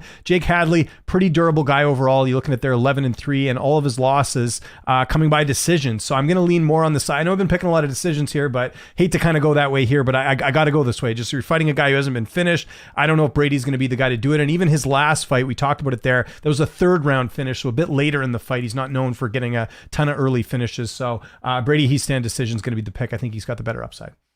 Yeah. All right. I like it, James. I am right there with you. And I would think I would look towards probably a submission if it was going to be any kind of a finish. And again, it's just kind of the mark with Brady Hiestand. He's a round 2, round 3 guy. That's how you got to look at these things. I don't know that he's going to be finishing anybody super early, but once they slow down, he won't. So I think it will be a later thing if it does happen. Minus 155 right now on the money line. It doesn't seem like a half bad deal. And I love the comparison that you made, James, as far as the weight classes and the natural, size of these guys. Brady Hiestand has been taking on guys who really have to like cut themselves down. They have to really work hard to get down to 135. And that's not something that Jake Hadley is used to dealing with. Jake Hadley is usually the big man at 125 pounds. How is he going to react to becoming a middle of the road guy, or maybe even a smaller guy at 135 pounds? Does he still have the same style? Will his style be effective with that kind of a discrepancy? I could see him filling out. That was my argument against Alex Pereira, right? Is that he wasn't going to be able to translate up to 205 super easily. Obviously, these lower weight classes, they're a lot more stacked than 205 pounds is in the UFC. So it's not quite the same thing. But filling out that frame and putting muscle on, that's something that takes time. Getting used to fighting people that are bigger than you, that takes time. You got to gain that experience. Like, this is all stuff that I'm not sure if White Kong is just going to walk up 10 pounds and be able to handle all of it. So Brady Hiestand it is. I kind of lean towards the decision myself, just because that's all we've been seeing, James. I mean, okay, I got to ask you, James, do you think there's anything with these gloves? Is it the gloves? Is it USADA? Like, what is the reason for all these decisions? Because unless you're just a murderous power puncher, there just don't seem to be any finishes anymore right now. That's a good point. I didn't really think of it that way. Maybe. I mean, I don't think the gloves are really achieving what we all wanted, which was, less eye pokes and all this different stuff. Like I'd have to look at the data, but to me, it just seems like things are the same. And in fact, I've heard some fighters complain about it. So I don't know. I feel like we've gotten a lot of overs lately. A lot of decisions. Yeah, you might be right about it. Again, I'd have to go back and look at the data, but you're probably right. You probably know this stuff better than me. So I'll take your word for it. I'm just kind of spitballing here, No, but it's something to think about. I like it. So maybe it's matchup dependent. You know what I mean? But Alex Pereira and in his last fight with why am I blanking on his name right now? Khalil, thank you, Alex and Khalil. Like I feel like the shots Khalil was landing should have landed with more impact. And that eye test. Like we've seen how hard Khalil has hit other guys multiple times, and Alex was just able to take all of those shots no problem. So it was, I don't know. I'm just tinfoil capping over here. Yeah, all right. I agree. We got fights to talk about, everybody. We'll move on. Next up, you've got Sumudaerji, and he's taking on Charles Energy Johnson. And you guys know me. I'm on the Energy train. I'm part of the Skullet gang, except I have done nothing but be wrong betting on this man. So, James, I have just the worst history with Charles Johnson you could ever imagine. And this is why I can't bet against my guys, right? Because Charles Johnson gets to the UFC and he is my guy. I go, you guys don't know what you're in for. He is so good. He has such slick ability. He's going to surprise a lot of people with his pace, with his cardio, with his striking. He's going to be so much better than you guys realize. He wins against Zhalgas Zhumagulov. It's a split decision, but you know what? We got the win. I had him by knockout against Jimmy Flick, and that was before the secret was out about how chinny Flick was, right? That was a spot that it was just so beautiful to catch him with a KO prop. Perfect. Couldn't have called it any better. And then we get Ode Osborne, my favorite fade. This is a guy that I can bet against with my eyes closed, James. He's got bad cardio for the weight class. He can't grapple. Charles Johnson's going to whoop his ass. Well, Charles comes in on short notice. He doesn't have a full camp. He doesn't have the full gas tank to push it as hard as he wants to. And then Ode Osborne pulls a veteran move and takes a 5-minute break on a cup check. And he has enough gas to survive the rest of the fight. And Charles can't push the pace he normally does, so he loses a split decision. Okay, well, fine. He drops the fight to Cody Durden. I bet on him there too. He drops the fight against Rafael Estevam. Yeah. I bet on him there too. So, James, now I'm sitting here 2-3 on this guy that I just couldn't stop pounding my chest for. And he gets Azat Maxim. Now, Azat Maxim, I think, is a sleeping monster. I think this guy's a beast. And I'm like, okay, well, Charles is fighting for his job here. The UFC knows what they're doing. Azat Maxim is a monster. And sure enough, Azat almost puts Charles Johnson out in the first round. I had a bet on Azat Maxim. Well, he gassed himself out trying to get the finish, and Charles Johnson does what Charles Johnson does. Comes back in that fight, whoops his ass for 2 more rounds, and gets the win. And I'm thinking, that's the guy I've been waiting for all this time. But they give him Jake Hadley. And again, I somehow talked myself into betting against him. He goes out there and puts on a 15-minute masterclass against Jake Hadley. And then they match him up with Joshua Van. And I'm going, okay, this is Azat Maxim 2.0. Josh Van is the hardest thing since sliced cheese. They love this kid. They want him to succeed. They're putting him in a spot with a guy with a similar style who's not going to do too much of the No, Charles Johnson knocks him out. I mean, just the most ridiculous outcome I could ever expect. I was like, there's no way. If this fight is close, they're going to rob Charles Johnson on the scorecards when it goes to a decision. There's no way he's winning this fight. So I bet Josh Van that night. Charles Johnson knocks the kid out after a 3-round war, outpacing the guy who's known for being a cardio builder through 15 minutes. The last 3 fights, I'd found a way to lose money on a guy that I was just dead set on betting on, and did lose money because I bet on early in his UFC run. So he's 3-3 in his last 6, and I can't get betting him right. Huge fan of his. Love his skill set. I can tell you what he's good at. I can tell you what he's bad at, and he should be able to beat a lot of people and be a sleeper. And somehow I missed my own boat, James, and that hurts. And that hurts. Sumudaerji, on the other hand, 16-6. He's 28 years old. His Achilles heel, it's always been the grappling. The only way he's lost, literally, guys, the only way he's lost in his entire career is by submission. He's never lost a decision. He's never been knocked out. He only ever loses on the mat. He's on a 2-fight skid at the moment. And those are coming against Matt Schnell and Tim Elliott, guys that just could not have been easier to bet on against a man who cannot grapple. Now, remember, he beat Matt Schnell within an inch of his life, and then somehow Matt was able to Schnell in that fight. Oh, yeah, it was epic. Yeah. It was epic. I was on Matt Schnell money line and sub that night, James, and I couldn't. Maybe that's the reason I'm having so much bad luck right now. Is I used it all up on the Matt Schnell submission prop. All my luck for 2 straight years on one spot, and I'm paying for it in 2024. So the thing that worries me though, in this fight, in this spot, I just talked about how, I don't want to bet against Charles Johnson because he's the freaking man, and he's got everything that we're looking for, and he's got the cardio, and he's got the skill, and he's got the gas tank, and he's got the durability. He's going to be at a 2-inch reach disadvantage. That's not a spot that he finds himself in, normally speaking. He's usually the taller, longer guy, but he's going to be facing someone much taller and longer than him. James, he's usually the counter grappler. He defends takedowns and makes you stand with him. And then he beats you up as you get tired. I don't know that Charles Johnson is going to come out here with a grappling game plan. Everyone knows the weakness of Sumudaerji is take this guy down. I don't think Charles Johnson's going to take this guy down. And if you're not going to take this guy down, then you're stuck with him on the feet. And like I mentioned, he almost killed Matt Schnell, who's a very good boxer. Yeah, he's a little on the chinny side these days, but he's a very good striker. And Sumudaerji was lighting him up. I want to say it's round 2, round 3 sub for Charles Johnson. I want to see those prop numbers when they come out. it just feels like the pendulum has swung way too far. Charles Johnson is minus 225 at this point. Sumudaerji is a plus 185 underdog.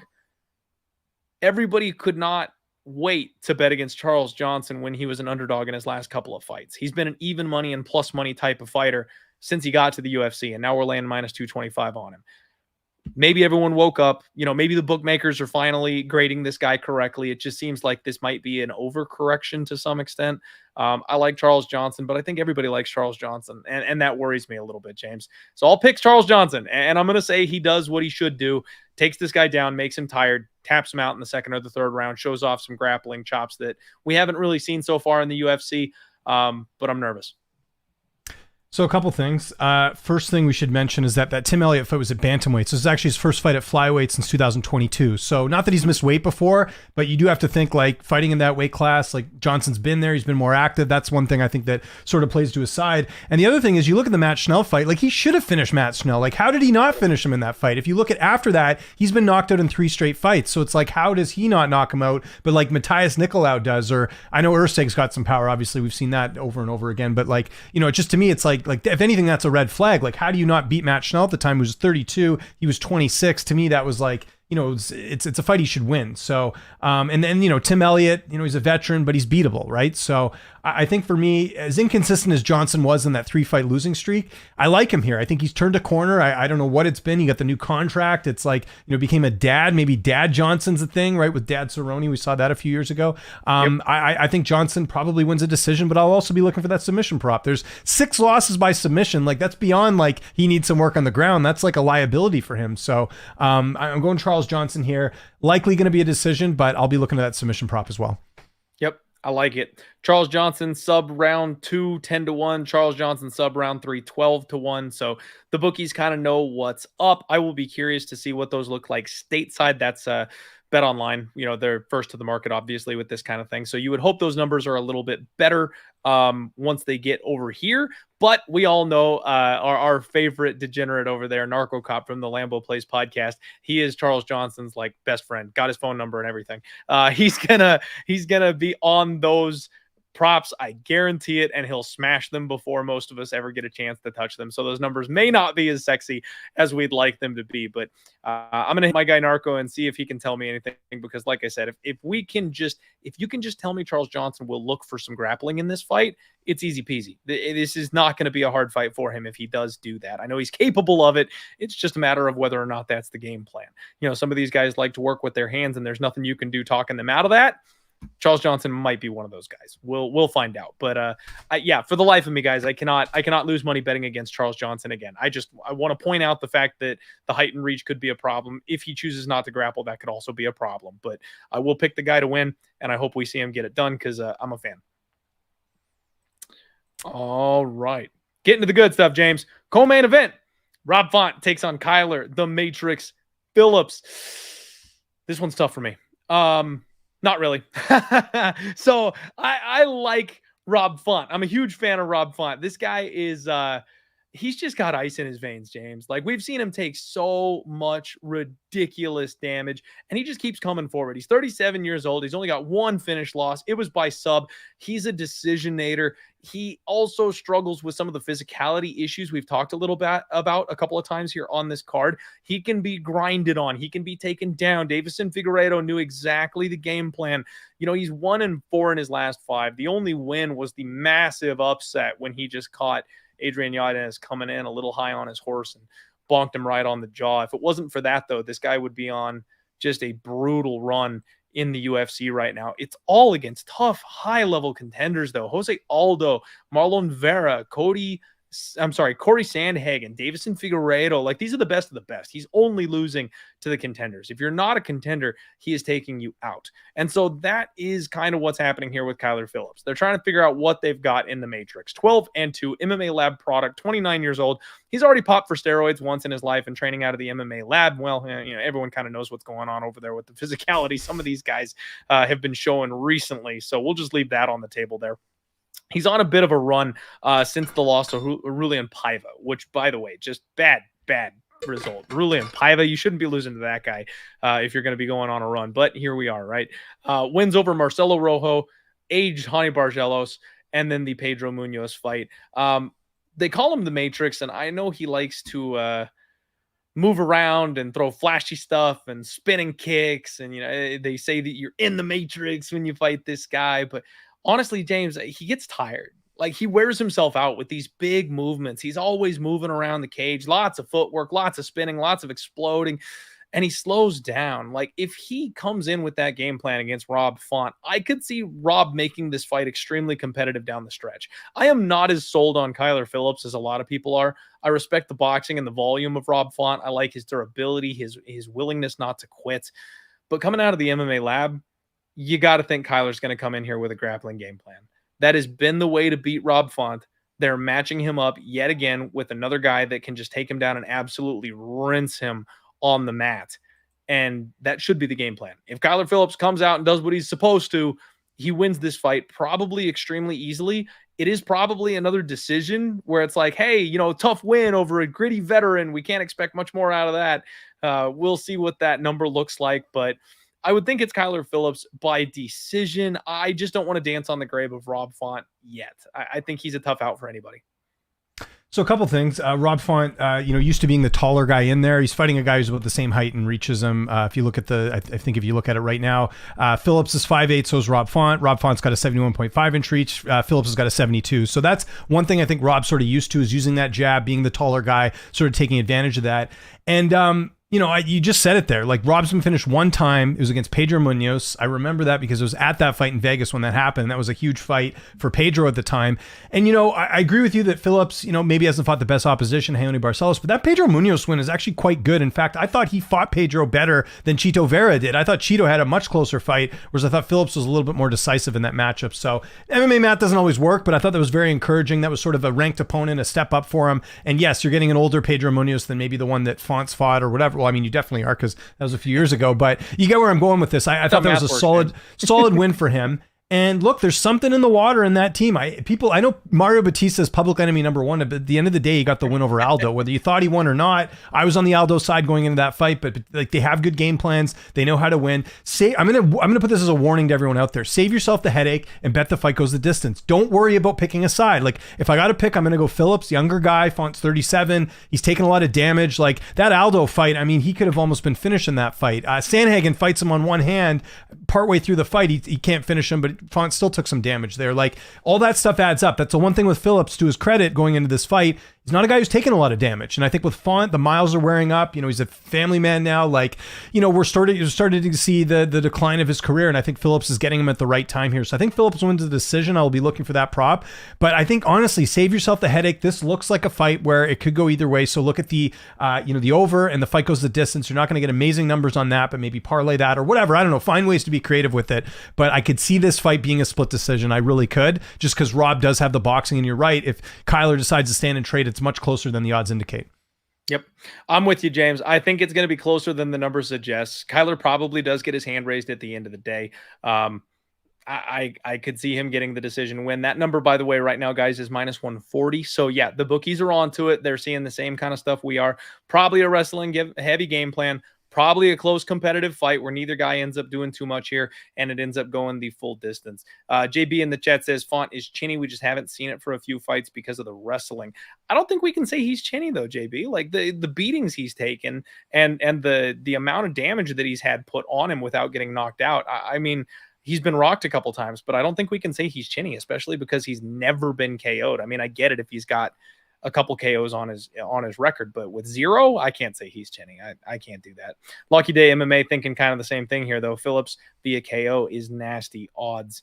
Yeah, and Dirty Reg in the chat saying for plus 300, I might take a stab on Font. I get it. Trev Bot saying he's making some Porker t-shirts. Interesting. I would like to see the design, Trev Bot. I might be interested. Everybody loves a good Parker Porter t-shirt.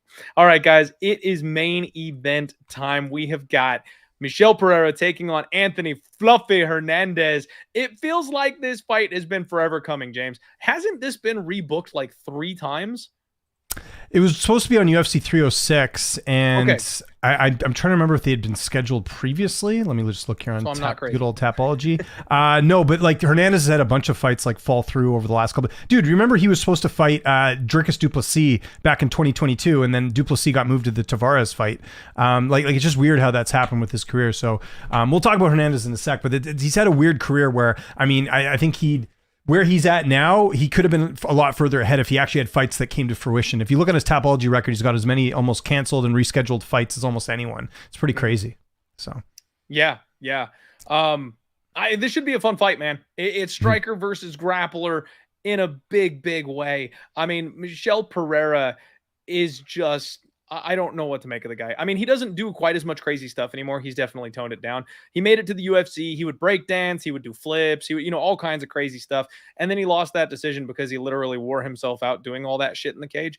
And he kind of learned his lesson. He was been much more subdued since that point. But I feel like he's really starting to hit his stride. He went on this run where he was kind of winning by decision and just doing what he needed to do to get in there and kind of feel his opponent and get the win and get his hand raised. And that's kind of what we were seeing from him. But he has started to open up again a little bit, James, and now he's starting to hurt people. He's got these front chokes. He's got that big right hand. This guy is so explosive. It is unreal. And now he is finding himself at home, unless I'm mistaken, up at 185. Another guy that just stopped killing himself trying to make 170 pounds. And it seems like that milk does a body good. And he ended up doing himself a favor by moving up a weight class and filling out and putting that muscle on and getting that water in his body. And he's got much better cardio at this weight class. And it seems like he hits harder. He translated very well up to 185 pounds. Now, Fluffy is just the grappling monster that everybody is afraid of. Ever since he submitted Rodolfo Vieira that night,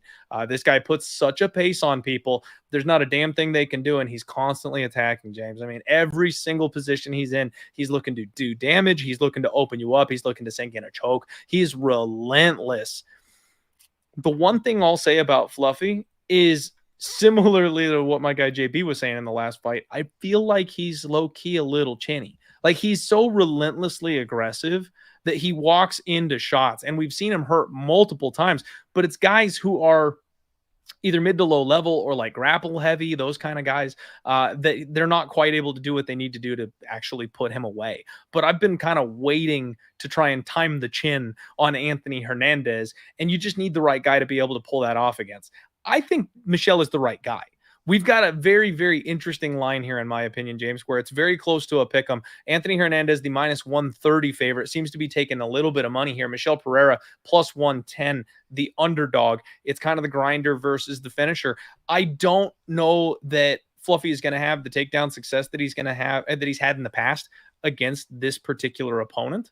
And I don't know that the cardio is going to be such a problem for Michel as it used to be, that it's going to be an issue in this fight. Now, cardio is a problem in every fight if Fluffy Hernandez is the opponent, because the guy just does not stop. But I think Michel's going to put up enough of a fight that he'll find those openings. And if he lands a knee, an elbow, times it with him coming in, I mean, anything, I think he'll find opportunities to crack. And I kind of like him as a dog here ever so slightly against Fluffy Hernandez. What do you make of this fight, James? I love fights like this because this is exactly the type of fight where I can take advantage. This is a fan favorite in Michel Pereira, and he's got a couple knockout wins, and he's fought terrible opposition, and people are like, watch out, Dricus Du Plessis, because Michel Pereira is coming for you. I'm not sold. This is a guy, you just referenced it there, that fight against Tristan Connolly, who, by the way, ended up fighting at featherweight after that fight, which was at 170 in Vancouver, because I was at that fight. Just terrible fight IQ. And it's like, for me, it's, he's beating the opposition he's supposed to, but it's not great opposition. I mean, let's look at the run at 85 that he's had. Andre Petrosky, Michel Olszewczuk, Ihor. Like, these are not great guys, and these are guys that are susceptible to getting finished. I mean, I'll give him the Petrosky one in the sense that Petrosky, I think to that point, I don't think he's been finished that many times. But, again, Petrosky's not a young fighter. Hernandez, I feel like we've seen this fight already. He fought Edmund Shabazian, who's very similar, very quick finisher in the first round, like a guy that is explosive. Now, the story with Shabazian we know is he slows down, and Hernandez took advantage advantage of that. But you look at the Roman Coppola fight as an example, his last fight. Here's a guy with an 85% knockout finishing rate. And Hernandez, yes, there's some concerns about him getting hit, but if he can weather that storm, he's got a great ground game. He's got a good fight IQ. He's a guy that, had a rough start to his career. I heard there was some stuff going on outside the cage with him prior to those first couple fights. Because remember, he lost to Marcus Perez and Holland, and it was kind of worrisome. But you look at prior to him getting in the UFC, what happened? He beat Brendan Allen in LFA. If you go back, and I know that was years ago, but that was a really good win at the time. Allen had nothing for him in that fight. That was like a total domination. That was for the LFA title. Then he goes and knocks the brakes off Jordan Wright. It looked like Jordan didn't even belong in there. And I know Jordan's not in the UFC, but Jordan's also a guy that is, similar thing where he comes out, guns a blazing, will try and knock your head off. It was Hernandez who was the hammer in that fight. And I just think you're starting to see Hernandez come into his own. I bring up the canceled fights for him off the top of this because I feel like if he had been more active, we'd be talking more about him being a threat. I think this guy is the dark horse in the weight class. I think we saw glimpses of that in his last fight. And I think this is the perfect opponent because he's fighting a guy who I think is frankly being overhyped by the fans. Yes, I enjoy watching Michel Pereira fight too, but the amount of people who don't look at the opposition and just assume this guy's going to do this to your Duplessis and your Whitakers and all these other guys, I'm not so sure. And I think it's the opposite on the Hernandez end. He lost to Kevin Holland. Yeah, again, he's looked much different in the last couple of fights than he did in that Kevin Holland fight. I think what I'm trying to get at here, guys, is I'm an Anthony Hernandez believer. I think he goes out there. This is his coming out party. It's a main event. I actually think the 5 rounds favors him here as opposed to what was going to be 3 rounds at UFC 306. You talk to the guy, this is all he does is fight. There's nothing else. You can tell he's in the gym all the time. He's, a guy that's just ready to go in and go to war. I think this is a coming out party here for Anthony Hernandez. I'm going to go 3rd round finish for him. He subs Michel Pereira. And I think he's gonna look great here. So I might be totally wrong, might be reading this completely wrong. That certainly happened before, but I just think this is a great opportunity for him to really, take the hype that Pereira had. Let's put it that way. So I think he goes out there and gets it done. You know what, James? I think this is one of those fights we were talking about at the beginning of the podcast. This is a win-win for the UFC. They've got this guy who is making grappling great again, who is violence incarnate when he gets his grappling going. He's not boring. He's not going to lay on you. He's not going to just hold it and grind away time. He's going to finish you if he gets to dominant positions. Fluffy is a great ground fighter. The UFC likes him and what he does. The UFC loves Michel Pereira. This guy puts on a show every time he's out there.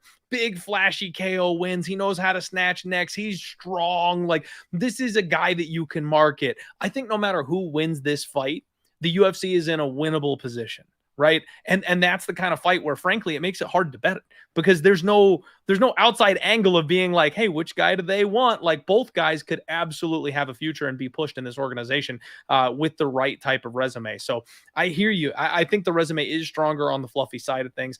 I just don't know if he's going to be able to get this big monster of a guy down before he gets hurt to the point that it compromises. But let me interrupt you for a second. Do you think he's that big of a monster, though? If you look at the height and reach, they're pretty similar. Like, I agree. When Pereira steps in there, and again, a lot of us are thinking of him at welterweight, where he was towering over guys. Fluffy's a pretty big guy himself. If you look at the height and reach here, Fluffy's 6 feet tall, Pereira's 6'1", 73-inch reach to 75. Fluffy's actually got a 2-inch reach advantage in this fight. So again, I know like when we watch him, we just think of him as being this monster, but Fluffy's not a small middleweight either. So again, like I totally respect what you're saying here, but I'm just saying that like it's not like people think like Pereira's so much bigger. He's not really if you look at it closely. So no, I want to see them face off, James. I want to see them face off because we've shown without any type of question that the stats on UFC stats are wrong. Like they have so many fighters in here who are just not listed correctly. And the way Michel Pereira towered over people, I wouldn't be shocked if he was actually 6'2", 6'3". I wouldn't be surprised at all if Fluffy was 5'10". You know what I mean? Like those are the types of things that like I want to see these guys face off and really see how they match up with each other. I do like the Pereira side ever so slightly, but I respect the Fluffy side enough that like this is a main event you don't have to bet. This one's going to be fun and it's probably going to end in a finish either way. So unless I get really solidified on liking a side, I'm probably not going to bet this main event because it's going to be a good one to watch and either guy could win. If it stays standing, Michel Pereira's got a massive advantage. If it gets to the floor, Hernandez has a cardio and grappling edge that's unlike anything we've seen at this weight class in a long, long time. So I really can make an argument for both guys here. Yeah. It's a great main event, and this is exactly what Fight Night should be. Guys that are on the come up. I've heard basically like no one complain about this event, and they shouldn't, because it's a really solid Fight Night card in my opinion. Just wish they get it to the Apex, but that'll happen next year when they're doing construction. So for sure. I mean, even with several like women's MMA fights on it, there's a lot of solid name value on this card. A lot of exciting prospects, some people who are good that might be in a position where they're fighting for their jobs. I mean, like this is a really solid, well put together card. I feel like it would be nice if we got this kind of quality a little bit more often on these fight nights. So I'm in, James. I am in. Now, if you tell me that you put boxing gloves on a couple of snails in the backyard, I'd go back out there, watch, and probably bet on it. So I'm not the right guy to ask about that. But I like this card. It's going to be fun, James. I want to thank you so much for being here and breaking down this fight card with me, guys. James is the best interviewer in the game. Please make sure you support him and check out his content. He's always doing stuff, always talking to everybody. Got the inside track on a lot of really notable fighters, including my girl and our favorite Canadian, Jillian Robertson. James, now's the moment, man. If you want to shout out what you got going on, tell people how they can find your work or where they can support you, all that kind of stuff, please go right ahead. Well, thanks for having me on. I don't do many podcasts, you know this, but I will always do your show because you're one of the best out there, and keep up the great work and the results. Listen, the thing I always like about you is you're transparent. A lot of these guys that you follow out there, they do lose. They just don't post their losses because it's a very tough sport to bet on. So the people you want to be following are people who are third-party tracked. I know you are. You're not afraid to come on here. It takes a lot of balls to do that. So just wanted to mention that.